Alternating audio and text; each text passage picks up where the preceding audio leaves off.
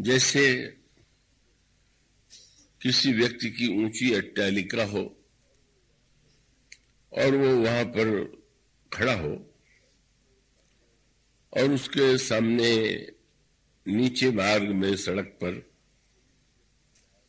कोई व्यक्ति घायल हो गया, कष्ट और कीचड़ से सन गया, तो एक व्यक्ति तो वह है कि जिसको लगने लगे करे तो कीचड़ से सन गया है, इसको तो छूने में भी मेरे वस्त्र गंदे हो जाएंगे। ऐसे व्यक्ति की कोई प्रशंसा नहीं की जा सकती। महानतम व्यक्ति तो, श्रेष्ठ व्यक्ति तो वही माना जाएगा कि वह कितने भी ऊंचे भवन में क्यों न हो,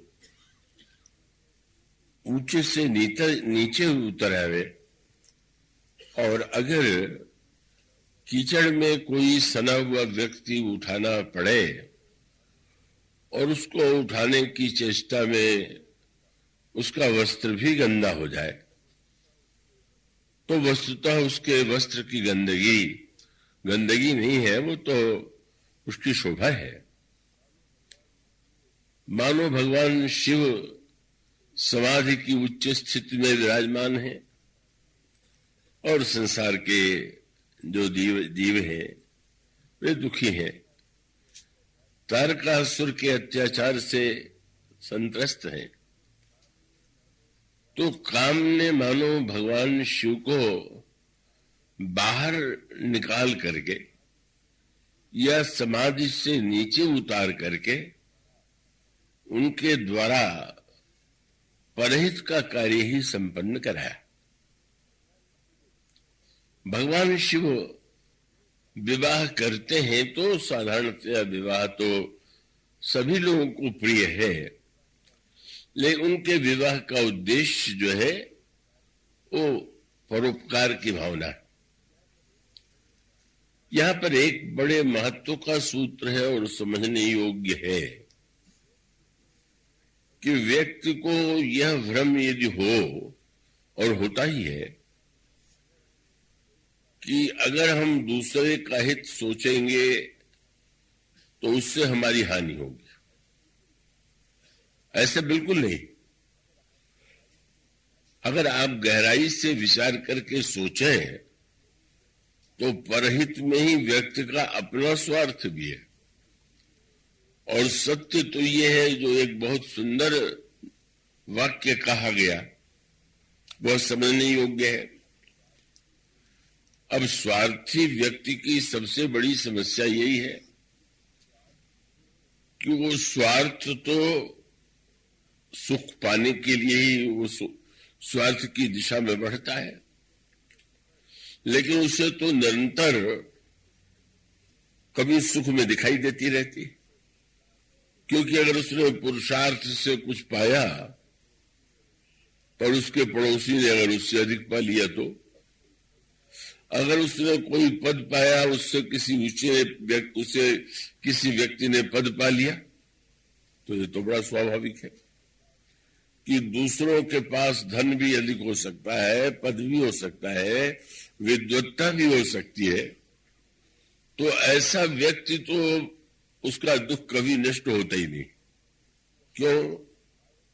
वो अपने अभाव से उतना दुखी नहीं होता जितना दूसरे के पास वस्तु देख के दुखी होता। ये उसको दुख, अगर कोई वस्तु है तो उसके साथ साथ उसकी चिंता, उसका कष्ट ये है कि बगल वाले के पास तो उससे अधिक है।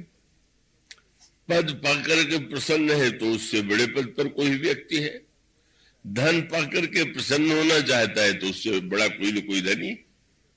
इसलिए रामायण में एक बड़ी अनोखी बात कही गई। वो पंक्ति आपने पढ़ी होगी, उसके अर्थ पर आप विचार कीजिए। उसमें कहा गया, कबहू का दुख सबकर हित ताके, सह की दरिद्र परस मणि जाके। साहित्य में एक पारस मणि की बात कही गई और उस पारस मणि की विशेषता यह है कि यदि लोहे को छुला दिया जाए तो सोना हो जाता है। अब अगर किसी के पास लोहे का कोई ढेर लगा दे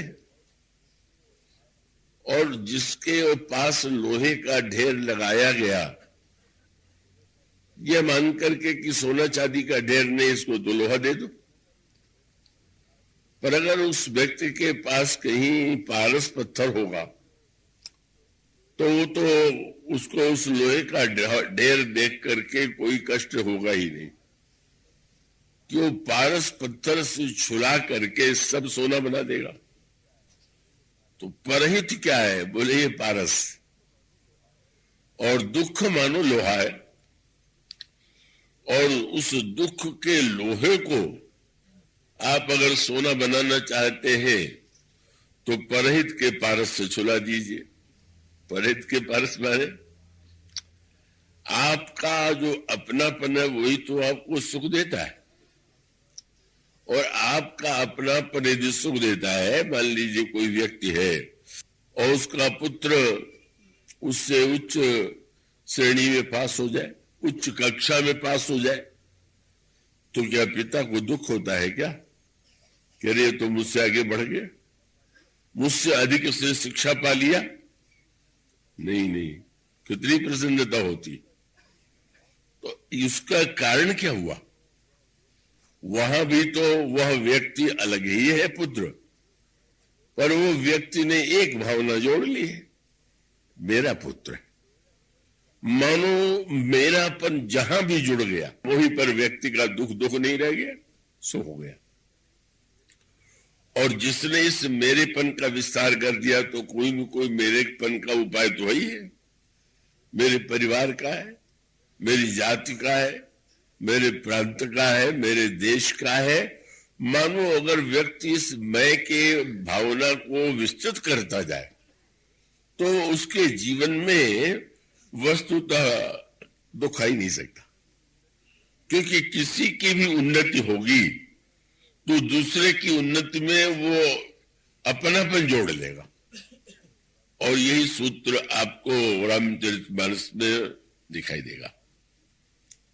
का भगवान शिव की महिमा, भगवान शिव की एक की विशेषता यह नहीं है कि उनमें अनंत साम्राज्य का स्वामित्व है या सब कुछ ऐश्वर्य और चमत्कार है। जब भगवान शंकर की प्रशंसा की जाती है तो आप वह दोहा पढ़ते क्या? समुद्र मंथन किया गया और समुद्र मंथन का उद्देश्य था अमृत को पाना।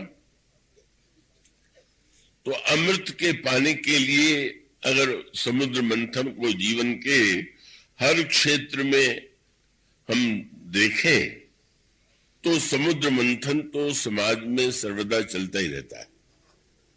इस समय भी चल रहा है, सर्वत्र चलता रहता है। क्यों? व्यक्ति अमृत पाना चाहता है, रत्न पाना चाहता है। अगर इस अमृत की तुलना सुख से करें तो ये हम पुरुषार्थ कर रहे हैं, प्रयत्न कर रहे हैं और इसके बदले में हमको सुख का अमृत मिलेगा। ठीक है, ऐसा नहीं है कि स्वार्थ व्यक्ति जो है, स्वार्थ जो है वो व्यक्ति के जीवन में होता ही नहीं। सत्य तो यही है कि मनुष्य का सहज जो स्वभाव है वह तो स्वार्थी है, किंतु अगर व्यक्ति उस स्वार्थ भावना को सही अर्थों में उसको दिशा मिल जाए, अगर ये कह दिया जाए कि जो भी कार्य करो निस्वार्थ भाव से करो, स्वार्थ छोड़ करके करो, तो ये कहना सरल है और उसको भाषण में कहते ही लोग, लेकिन वस्तुतः ये जो मूल प्रकृति है वो मनुष्य की स्वाभाविक रूप से, एक बच्चे का भी स्वभाव यही है कि वो अपने लिए वस्तु चाहता है। तो ऐसी स्थिति में रामायण में जो सूत्र दिया गया वो बड़े महत्व का है। आशा है कि आप एकाग्रता से सुनेंगे, क्योंकि हमारे एक विज्ञ श्रोता ने भी कहा कि कल की कथा बड़ी कठिन थी, तो अब वो कठिन तो मैं तो नहीं मान के कह रहा था, लेकिन या तो हमारे कहने में कमी रह गई हो या आपके सुनने में रह गई हो, दोनों में से एक ही बात हो सकती है। तो उसका अभिप्राय ये हुआ कि गोस्वामी जी से जब पूछा गया कि आपने इतने बड़े ग्रंथ की रचना किया, इसका उद्देश्य क्या, तो वो जितने अधिकांश व्यक्ति होते हैं वो यही कहते हैं कि भाई ये तो निस्वार्थ भाव से है, लोक कल्याण के लिए है, दूसरों को प्रकाश देने के लिए। पर गोस्वामी जी ने ऐसी बात नहीं कही। गोस्वामी जी ने कहा ये रचना जो है ये तो मैंने स्वार्थ से स्वांत सुखाए किया। वो आप रामायण के प्रारंभ में श्लोक भी पढ़ते हैं, नाना पुराण निगमागम सम्मतम व्यद रामायणे निगरितम क्वचिदन्यतोपि। क्यों? दूसरे का उपकार करने के लिए नहीं, स्वांत सुखाय। तुलसी रघुनाथ गाथा भाषा निबद्ध मत मंजुल मातनोति। अपने अंतःकरण को सुख देने के लिए ही मैं इस ग्रंथ का निर्माण कर रहा हूं। तो उसका अर्थ हुआ कि बड़े स्वार्थी जो लोग कहते हैं कि हम सब कुछ दूसरों के लिए करते हैं, वे कहते हैं मैं अपने लिए कहता हूं। हम लोग कहते हैं हम दूसरे के जीवन से अंधकार मिटाना चाहते हैं, पर सारी रामायण की रचना के बाद गोस्वामी जी ने कहा ये क्यों किया गया। यत् पूर्वम कविणा, भगवान शंकर ने, सुकवि शंकर ने जिसकी रचना की, उसका भाषा में मैं अनुवाद कर रहा हूं। स्वांतस्तम शांत है, अपने अंतःकरण के अंधकार को दूर करने के लिए, अपने सुख के लिए, अपने अंतःकरण के अंधकार को दूर करने के लिए।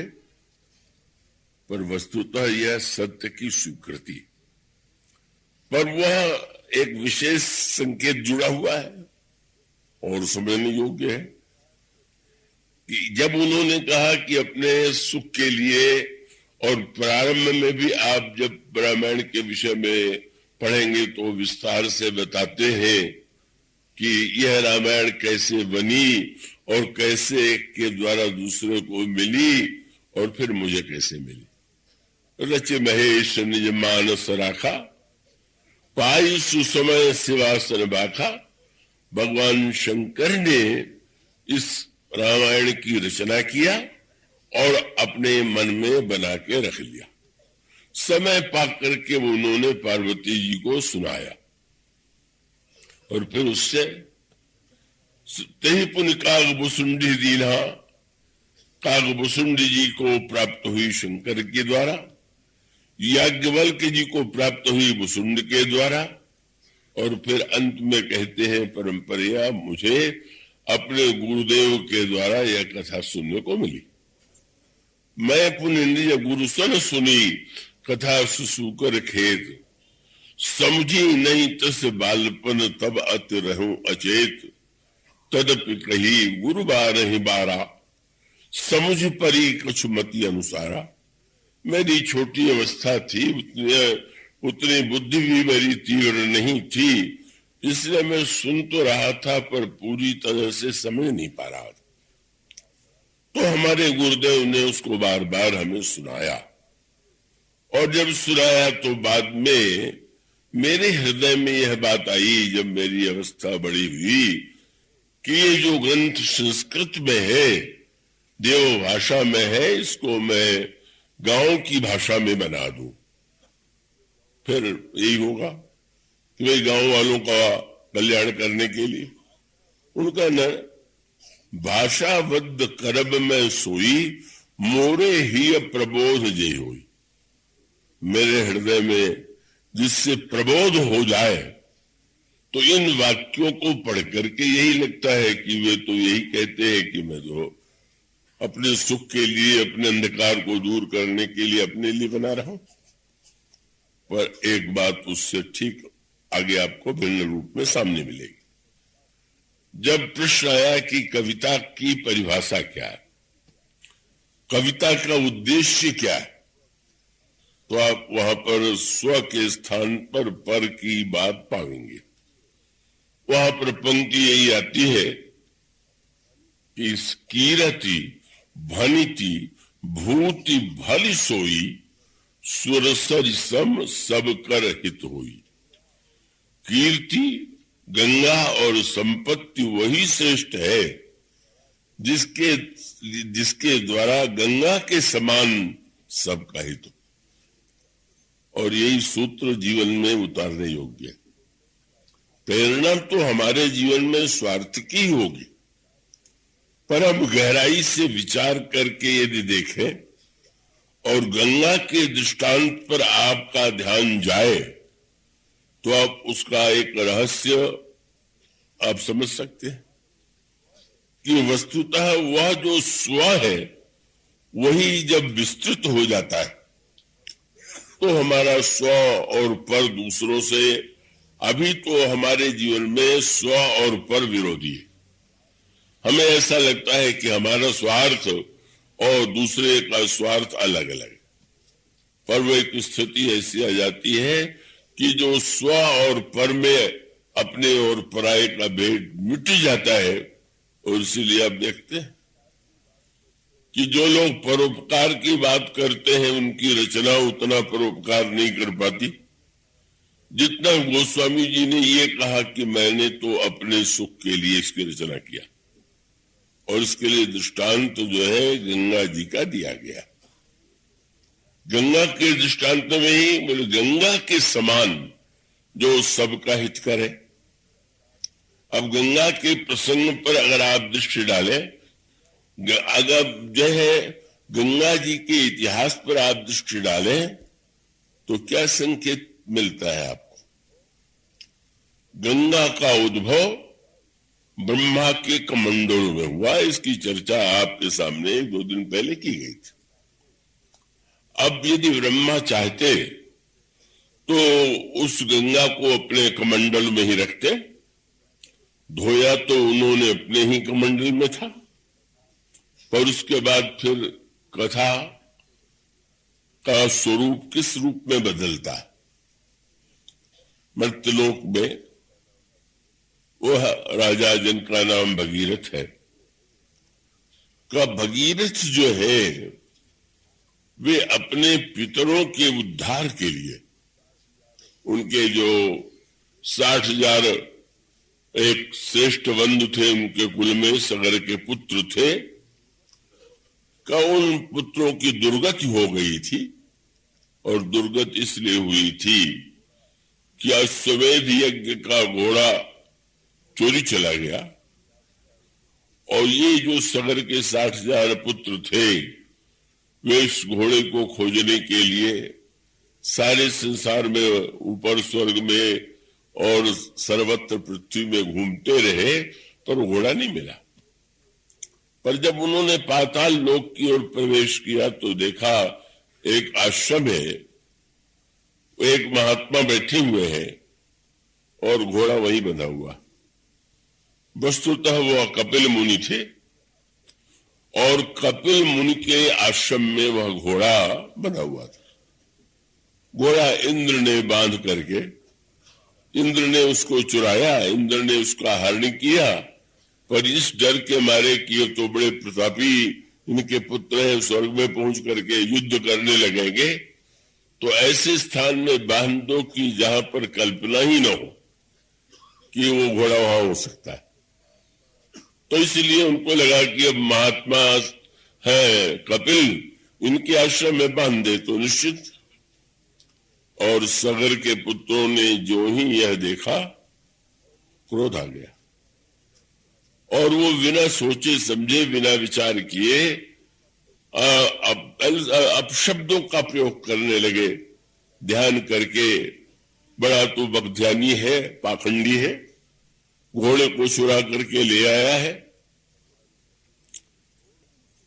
भगवान कपिल ने जब शोरगुल सुना तो आंखें उनकी खुल गई। आप लोगों की भी आंखें खुली रहे तो ये अच्छा रहेगा। पर उस रूप में न खुले जैसी कपिल जी की खुली थी। और कपिल जी ने जो ही आंख खोल करके देखा, वो जितने सगर के 60,000 बेटे थे भस्म होकर के। और वहां श्रीमद् भागवत में स्पष्ट लिखा हुआ कि वस्तुतः उन्होंने क्रोध में भर के नहीं देखा, वो कोई उन्होंने दंड नहीं दिया, सहज भाव से ही उन्होंने सोचा कि वो शोरगुल कैसा हो रहा। उनके मन में तो किसी से द्वेष नहीं है, पर मानो उनका जो दुष्कर्म था उसका दंड उन्हें अपने आप प्राप्त हो गया। पर अंत में वो जो मुनि के क्रोध से जल करके भस्म हो गए, क्रोध दिखाई नहीं दे रहा था, पर लोगों को लगा कि क्रोध के द्वारा जले, और उसका अभिप्राय किस तरह से जिसकी मृत्यु होगी उसकी दुर्गति होगी। तो इन सगर के पुत्रों की दुर्गति जब हुई तो अंत में उस वंश में ही उत्पन्न होते हैं भगीरथ, और भगीरथ के मन में यह संकल्प जागृत होता है कि मेरे पुत्रों का उद्धार हो। अब वहां पर सर्वत्र आप देखेंगे हमारे शास्त्रों की परंपरा और बड़ी उसमें बड़े महत्वपूर्ण संदेश है। जैसे हमारे शास्त्र कहते हैं कि प्रत्येक व्यक्ति के जीवन में 16 संस्कार होने चाहिए। तो संस्कार का अर्थ व्यक्ति का निर्माण जो है वही संस्कार। तो यह जो संस्कार की वृत्ति है उसमें जन्म से लेकर के मृत्यु तक का संस्कार, केवल जीवन में ही नहीं, जन्म भी संस्कार के गर्भाधान संस्कार से प्रारंभ हो, और अंत में मृत्यु के बाद भी जो संस्कार सर्वोत्तम रूप में संपन्न होता है उसका नाम है श्राद्ध। श्राद्ध का अभिप्राय क्या है? जो श्रद्धा से किया जाए वह श्राद्ध। तो वैसे तो जितना भी आप पुण्य करें, धर्म करें, सत्कर्म करें, वो श्रद्धा के द्वारा ही होना चाहिए। आप रामायण में चौपाई पाते हैं कि सच्चा धर्म वही है जो दिखाने के लिए नहीं, पाखंड के लिए नहीं, श्रद्धा बिना धर्म नहीं हुई। श्रद्धा के बिना सही सही धर्म मनुष्य के जीवन में नहीं आता। तो श्रद्धा के द्वारा धर्म, तो सभी जो धार्मिक संस्कार है सब श्रद्धा से किए जाते हैं, लेकिन ये मृत्यु के बाद जो ये संस्कार होता है उसको सीधे श्राद्ध क्यों कहा गया? क्या और संस्कार में और संस्कारों के लिए श्राद्ध कह दे तो बड़ा बुरा लगेगा? क्योंकि श्राद्ध शब्द से जुड़ा हुआ ये है कि मरने के बाद जो पितरों को पिंड दान दिया जाता है वो श्राद्ध है। पर उसका तात्पर्य है कि जब तक कोई व्यक्ति जीवित है तब तक वो आपके स्वार्थ की पूर्ति करता है, आपके लिए जीवन में अनेक वो सुविधाएं या वस्तुएं उपलब्ध कराता है, और उस समय जीवन में अगर आप उसकी सेवा करते हैं तो ये तो परस्पर देन लेन है। पर श्राद्ध का अर्थ कि अब जो नहीं है और जो आपके स्वार्थ की पूर्ति नहीं कर सकता, पर उसके लिए भी जब आपको ध्यान है तो इसका अर्थ है वह जो कार्य आप करेंगे वो श्रद्धा से ही कर सकते हैं, बिना श्रद्धा के नहीं। वो भी कार्य दिखावे के लिए भी होता है, पर मूलतः अगर वो कार्य होगा तो वो तो कबीर कहेंगे तो आपने सुना ही होगा कि एक व्यक्ति के विषय में सुनाई पड़ा कि बड़ा भारी अपने पिता का श्राद्ध कर रहे हैं, हजारों व्यक्तियों को भोजन कराने वाले हैं। तो कबीरदास जी को पता था कि जीवन भर ये व्यक्ति जो था अपने पिता से लड़ते ही रहता था। तो उन्होंने व्यंग में कहा, ठीक ही तो है, जियत बाप सो दंगम दंगा, मरे हाड़ पहुंचावे गंगा। जीवन भर तो लड़ते रहे और मरने के बाद गंगा जी में ले जा रहे हैं। मानो व्यंग ये है कि मनुष्य को तो जीवन में जिसने भी कुछ आपके लिए किया है उसका प्रतिदान देना आपका हमारा कर्तव्य है, लेकिन मरने के पश्चात भी व्यक्ति के मन में यह भावना बनी रहे जो हमारे पितर हैं उनका कल्याण हो, उनको ये पुण्य उसका फल उन्हें प्राप्त हो, यह भावना श्राद्ध का प्रतीक है। और इसलिए संस्कार का सर्वश्रेष्ठ रूप वही है कि जिसमें अपना स्वार्थ न हो करके स्वार्थ से ऊपर उठने की वृत्ति हो। तो स्वार्थ से ही व्यक्ति के जीवन का क्रम तो प्रारंभ होता है, लेकिन अगर वह विस्तार के से विचार करके देखे तो उसका एक बहुत मधुर संकेत मिलता है। समुद्र मंथन का अभिप्राय अमृत मिले, अमृत पी करके हम अमर हो जाए।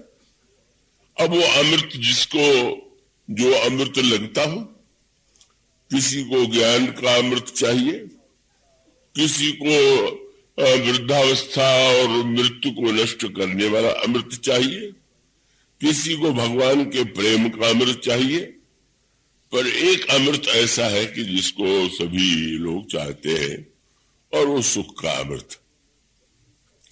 और देवता और दैत्यों ने सब मिल करके मंथन किया।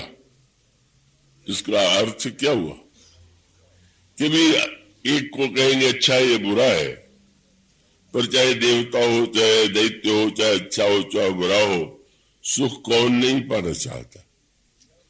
तो समुद्र मंथन की क्रिया में उसमें अंत में एक बड़ी अनोखी गाथा आती कि समुद्र मंथन में अनेक रत्न मिले, बड़े अनोखे रत्न थे, पर उस समुद्र में जब हलाहल विष निकला तो उसकी ज्वाला से देवता दैत्य सभी जलने लगे।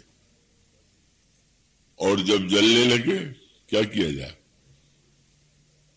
तब आप वह कथा पाते हैं कि भगवान विष्णु से पूछा गया कि महाराज ये आपने तो कहा था कि समुद्र मंथन से अमृत निकलेगा, यही अमृत है? उन्होंने कहा भाई अमृत निकलेगा, भविष्य में निकलेगा, पर पहले तो विष निकलना स्वाभाविक है। तो ठीक है, अब जब आप कोई कार्य करेंगे तो उसमें प्रारंभ में तो कष्ट होगा ही, आपको अनेक कठिनाइयां झेलनी ही पड़ेंगी। तो सुख का अमृत पाने के लिए भी दुख की कोई न कोई मात्रा व्यक्ति के जीवन में आती है, पर वो दुख की मात्रा बहुत बड़ी थी, सब जलने लगे।